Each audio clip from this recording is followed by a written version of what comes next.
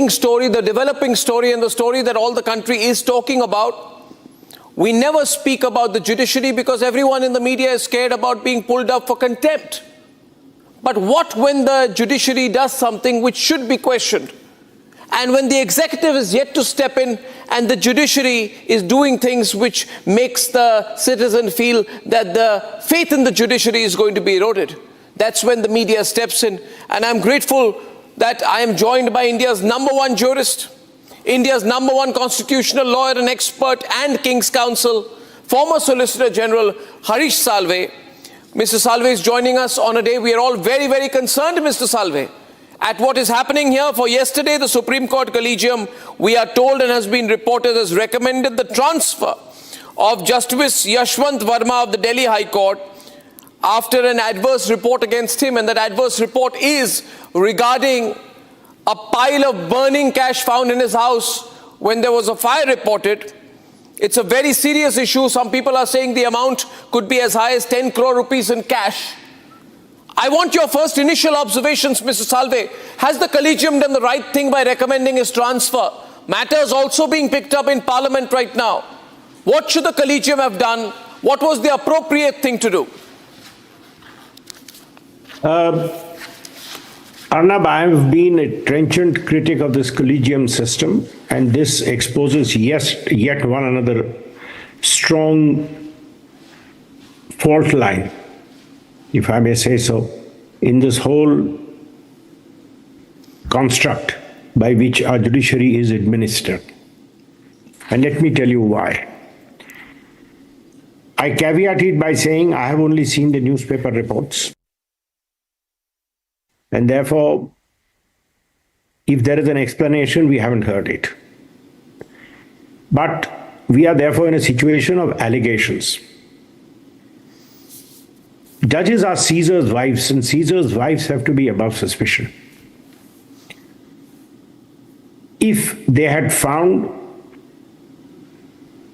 50 crores or 20 crores in cash in your house, the ED would have been taking you into government accommodation right now. If they had found this kind of money with a civil servant, what would have happened? And worse, if they had found this kind of money with somebody in public life, a minister, what would have happened? So, if you had found this money with the Home Secretary or Finance Secretary, would you have transferred him into the Transport Department?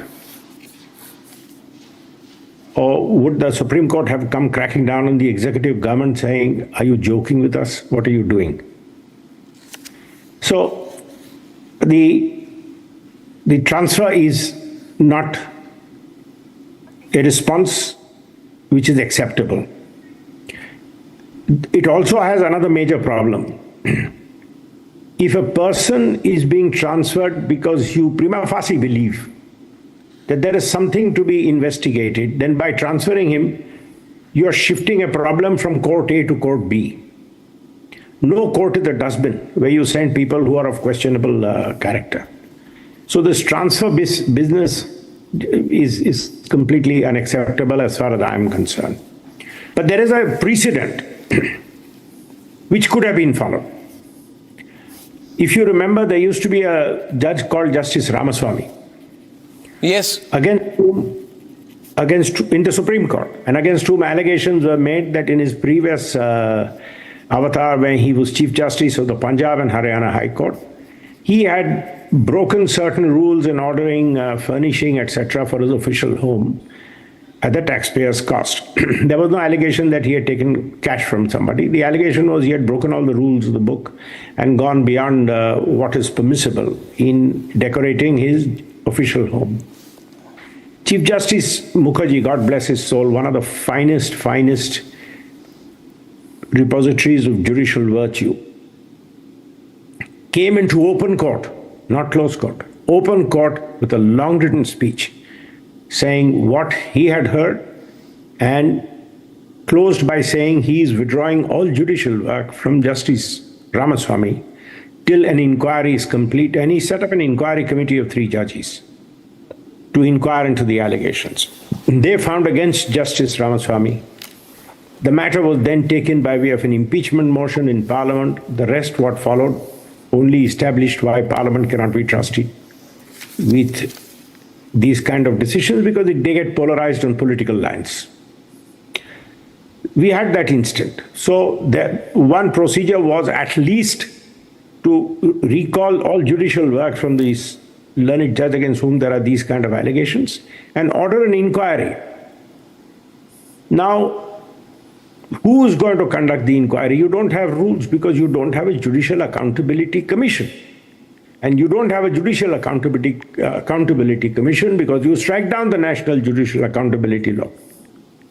So this is what is going on. And the executive, I'm sorry to say, is in a hapless situation. If they interfere, you will say they are interfering with the independence of the judiciary. If they don't interfere, they say they are standing by and letting the most co-equal institution being subject to these kind of allegations which will destroy public faith. And finally, Arnab, let me tell you, as we say over and over again, the judiciary has power, neither the power over the purse nor the power over the sword. The judiciary has one and only one repository of power, the power of public opinion. That's why, however headstrong, no government dares defy the judiciary in a democracy. If the people of India feel that the judges are not to be trusted, that will be the end of democracy as we know it in India. So why did this thought at stake? So I would first, so to your opening remarks, I would say the executive is yet to step in. The judiciary in this case has let the people of the country down, and with the greatest of respect to the judges, I have no qualms in saying that. My question is this, sir. Prima facie, there is no question about the facts of the case, for there has been a cash recovery of what has been reported to be a huge stash of cash. We're told 10 crore rupees. Prima facie, the CJI-led collegium, Justice Sanjeev Khanna-led collegium, has accepted the charge because it has taken penal action by transferring him back to his parent court. But the action is obviously not what was necessary in the case. My very specific question to you, therefore, is, since prima facie the facts are proved, do you feel that the Supreme Court collegium led by Justice Sanjeev Khanna tried to underplay or conceal or sidestep the matter or brush the matter under the carpet by dealing with it among itself, hoping that the matter will not come up before the media or the court of public opinion? See, for me, Arnab, what has been done is wrong at so many levels. So many levels. It is wrong because that is double standards.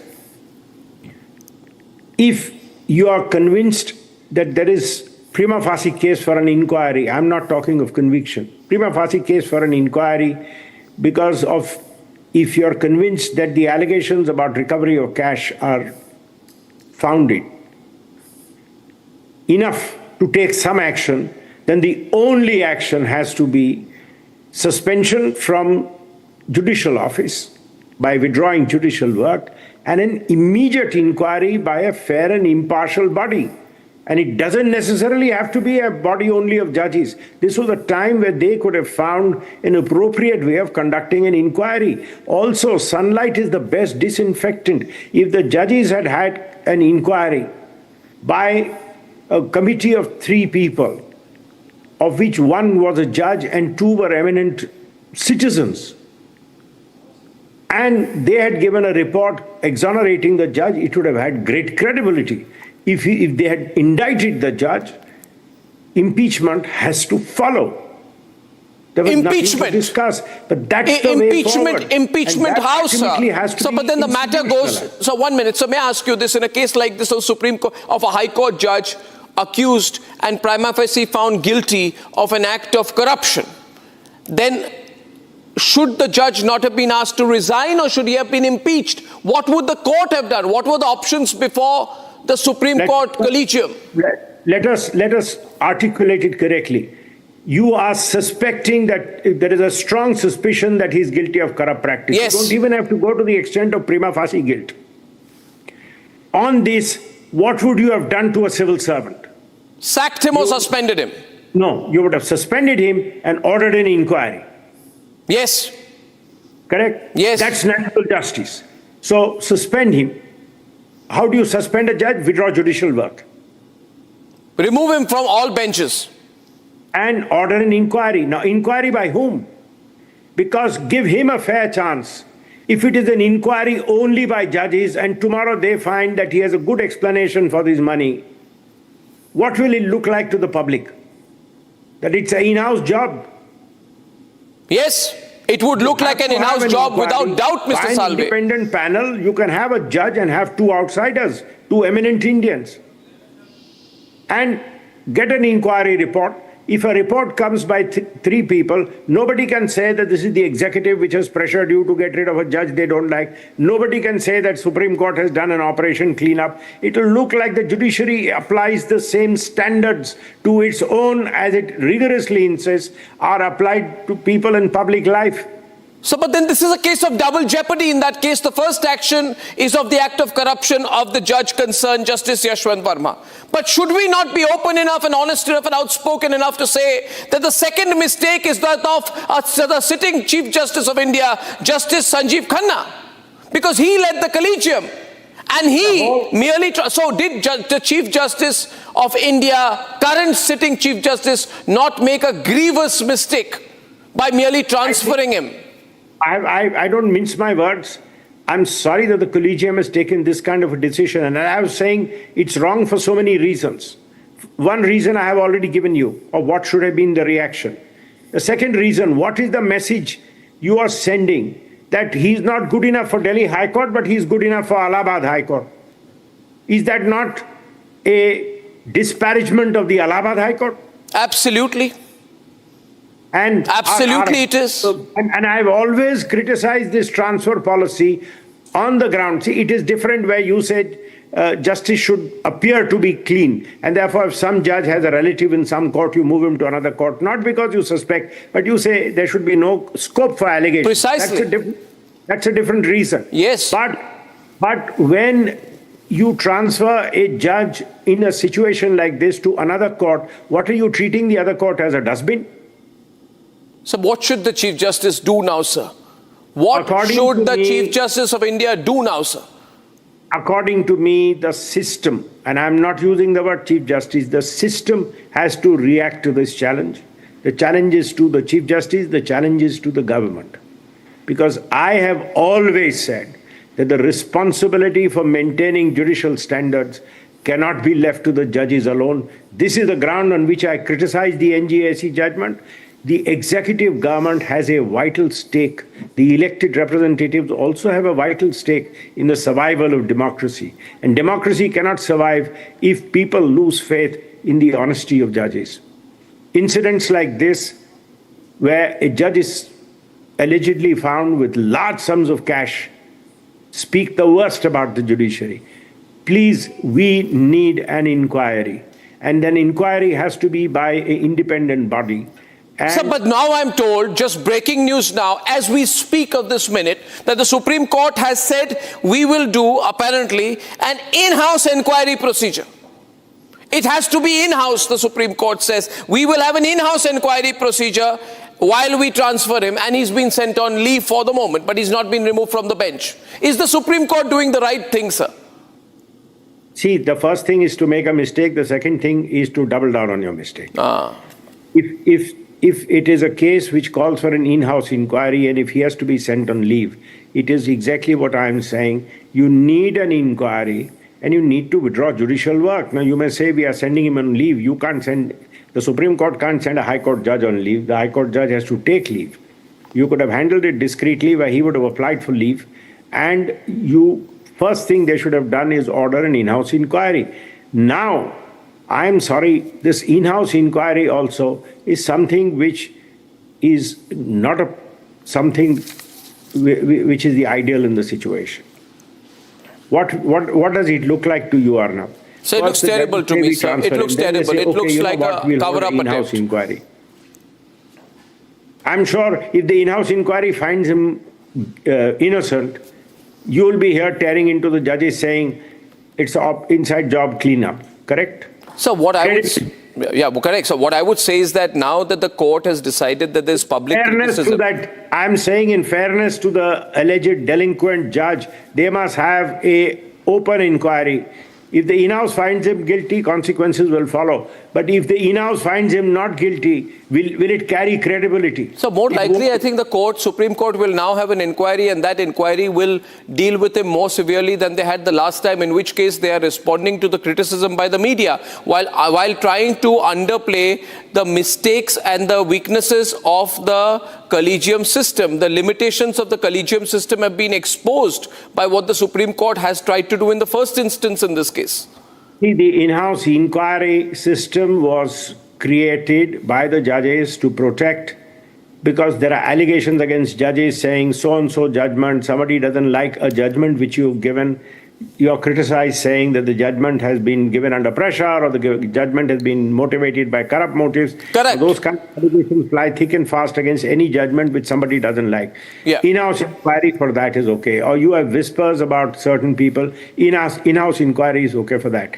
This is a case which I wish a democracy never had seen. But it is a case which a democracy is seeing. We need to cope with this. Here in public gaze, in front of firefighters and policemen, it is alleged that a large sum of money was recovered. Yeah. Isn't that the allegation? Yeah. So this is an allegation in public gaze. This has to be addressed in public gaze. So, but the It collegium can't be system, done by an in-house proceeding. it's in the public gaze. The collegium system has been criticized for being such an opaque system, sir. No public scrutiny. You've criticized it. You came on my program. You came on the Republic Summit last year, sir. You remember, and you were very brutal in the way you pulled it down. But this whole system, this whole uncle judges syndrome, this whole system of let's work everything out among ourselves. And if anyone questions us, media, government, executive, or even Harish Salve, we'll say, oh, we don't need this external interference. Everything is impure. We're the only pure people. We think purely within ourselves. We don't want external oversight. We don't want external input. But even when a judge is found with 10 crore rupees in his house, we will merely transfer him, saying that we have to just give him a mild reprimand. That's what the Supreme Court has done, sir, in this case. A mild reprimand, which it will now turn into an admonishment because it's being discussed on Republic and all media channels. As I said, this decision is wrong at so many levels. It's not right because it doesn't carry credibility. It's not right because a whole system is put on a question mark and you have to rise above this. And it is not right because it's a slur on the Allahabad High Court that somebody who's suspected to be guilty is being transferred to the Allahabad High Court. I mean, I don't know how these decisions are even taken. Sir, did the CJI make a mistake? I'm asking you clearly, sir. Did the CJI make a mistake? Did the Chief Justice of India, Sanjeev Khanna, make a mistake in the way he handled this? The Collegium made a mistake. The Collegium made a mistake? Oh, absolutely. It's wrong on so many levels. As I'm saying, this decision is wrong on so many levels. It's a mistake for the way it has been approached. It's a mistake to transfer a judge merely on allegations like this. Judicial work has to be withdrawn. And finally, it's a mistake to cast this aspersion on Allahabad High Court. So, but in any case, always when a mistake happens, there are penalties and there are punishments. What is the punishment in this case for this collegium? Or are they above punishment or penalty? And the first thing you do is acknowledge a mistake. All of us make mistakes in life, Sir, especially when you're confronted with situations which are unprecedented. All of us make mistakes in life. The best way to deal with a mistake is to sit back, acknowledge it, and correct it. Sir, but the government has earlier called the collegium system opaque. Kiran Rijiju had said it was opaque. Then he was himself removed as law minister. The Vice President Dhankar had reportedly backed the call. But the Supreme Court said that we are the final arbiter under the constitutional scheme. Problem, Arnab, when you talk of opacity, the system is such it has to be kept opaque. And that's why the system is so wrong. Let me tell you why. If you are considering somebody for judgeship, the kind of discussions which you have are such that do not satisfy the rigor of a proper inquiry into the fitness of a person for judge.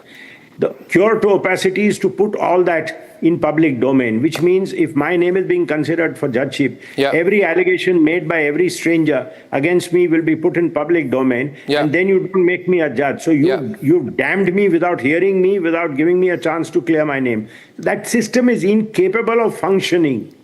That system has to be opaque, and opacity. But the Supreme Court kicks it out, sir, every time there is a another plea. way of doing it. Every time they kick out, even Chandrachud kicked it out when there was a plea to seek abolition of the collegium system. Of course, this will have to be a fresh constitutional amendment with political unity. They have to bring the political classes to come together. They have to get rid of this system. And if a fresh constitutional amendment is brought, if it is challenged, it has to be defended robustly.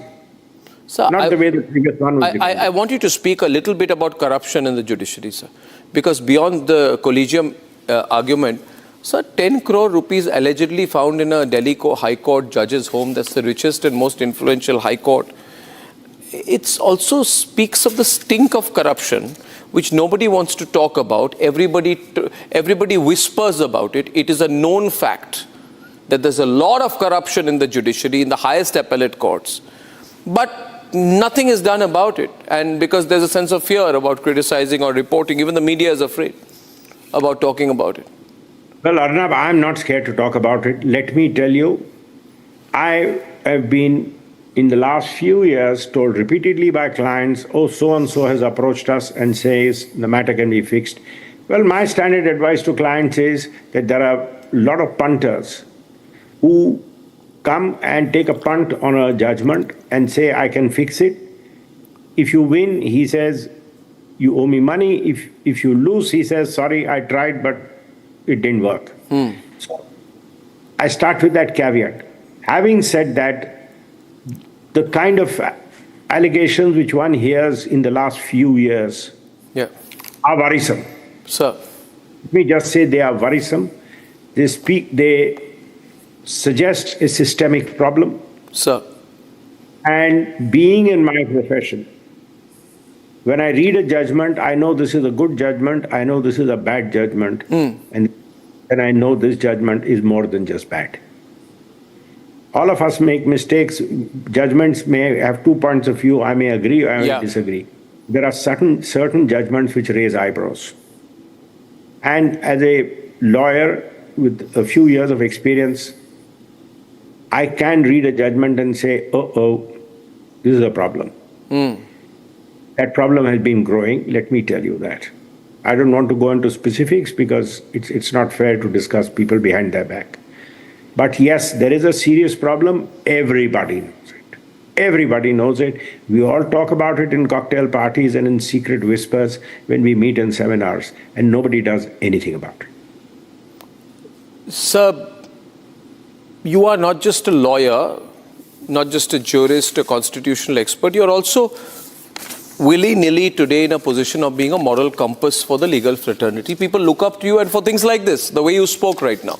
Let me tell you, Mr. Salve, not maybe people will speak because you've reached that point in your career where you don't have to care too much about pleasing people, and therefore you are in that position where you neither seek a position nor are thinking of pleasing people. And therefore you are more than an expert, but you are rather a voice, a moral compass for civil society. You began by telling me about the case of Justice Ramaswamy, sir. I think that goes back many, many years, many, many decades. And that you said was a case where somebody put some bed sheets and pillow covers in his house. And for that, he had to go through this. But now, have we become immune? Everybody is going to watch this tonight. So this interview is being quoted, being spoken about everywhere. So why is your fraternity quiet, sir? Why are there no protest marches by bar associations? Why are top leaders of the legal fraternity not coming out and speaking? What are they afraid of? Is that not very important, sir, that we break this ice? Otherwise, we'll be a 5 trillion economy without... You have access to all of them. Why don't you interview them? They won't speak like you do. You want answers. They don't speak like Harish Salve does. They say Harish Salve is in a privileged position. He can speak like that. We can't. On the contrary, they say that. I don't know why I'm in a privileged position. I'm as much an officer of the court as anybody else is, but it's not taking pot shots at the court. It's no use destroying a system. But sometimes you have to give a bitter pill to fix a patient. There are some truths which need to be spoken. People must know that people who work in the system are conscious there is a problem and conscious of the need to address a problem. And let me again repeat, the problem is not of corruption. The problem is a problem of perception. Correct. Correct. Huge issue. Above suspicion. Yes, sir. Absolutely it is. If there are robust systems in place, that's the only way you will ensure the strength of perception. Otherwise, and I used to always be very angry when likes of Prashant Bhushan said 5 out of 20 judges are corrupt. You know, by saying that, you have rendered all 20 corrupt because you don't know which 5 are corrupt. Yeah, that I don't take Prashant Bhushan seriously, sir, but... No, I'm just telling you the kind of criticism. I said this to Mr. Shanti Bhushan when we were opposing each other in a case. Right. You said that I can tell you, even a former Chief Justice like Barucha once said 6 out of 20 Chief Justices have been corrupt. I said, you've rendered all of them corrupt. Exactly. Because you've not named them. Exactly. So when a man looks at a Chief Justice, he says, aha, was he one of them? So should the government impeach him? Should Parliament use this opportunity to carry out an impeachment? I think Parliament has to discuss this. Parliament has to fix the perception. So the only way is to impeach, sir, rather than give a long rope and say, okay, redo your actions, bring him back, have an inquiry, and then say, after 2 days we found him guilty, and by Monday he will force him to, he will gracefully resign, almost making him look like a martyr. Rather than that... What has happened is deeply distressing to me at so many levels. But I think sometimes when bad things happen, these are the moments to wake up and fix things which you have not looked at carefully, which you should have looked at carefully, but have missed the moment. Yes. And have now landed in your lap and landed in a situation which is unacceptable. So that means impeachment process should follow. You support that, sir? No, there has to be. See, the present impeachment process was good for the 40s and 50s and 60s. It doesn't work.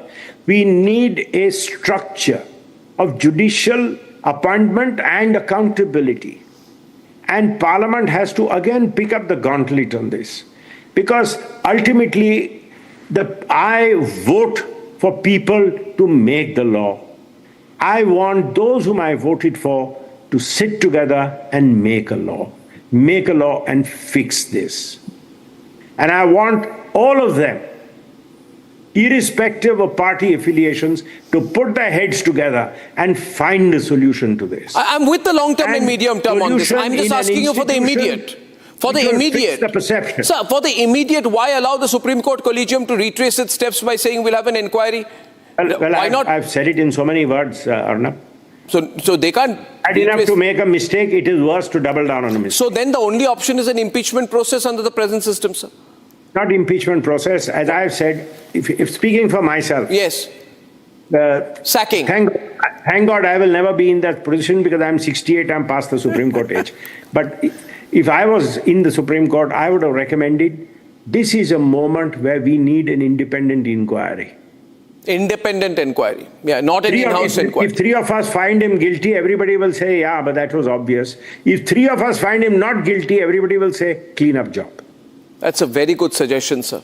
I'm sure your words are going to ring loud. It has to be an independent inquiry. Yeah. He has to be asked to go on leave. Yeah. And I have no doubt in my mind if the independent inquiry holds him guilty, yeah, you will not need any further process. Correct. Well, I'm pretty sure, sir, your words are going to ring very, very far. And once again, I say this because this interview will be played every Sometimes I feel I'm whistling in the wind, but no, you're not, sir. Let me tell you, you're not whistling in the winds. The winds are carrying your whistle and they're going through the prairies from the tundra to the deserts and everybody is going to follow it, sir. I can tell you, your words, please don't underplay it, which is why I chose this afternoon immediately to call you and thank you for talking to me. And I feel that the suggestion of Mr. Salve should be taken by the Supreme Court. Double jeopardy should not happen. He's also said when you make a mistake a first time, you should not double down on it. That's as clearly as someone can speak about the Supreme Court and its collegium. I thank you very, very much. It's an absolute pleasure.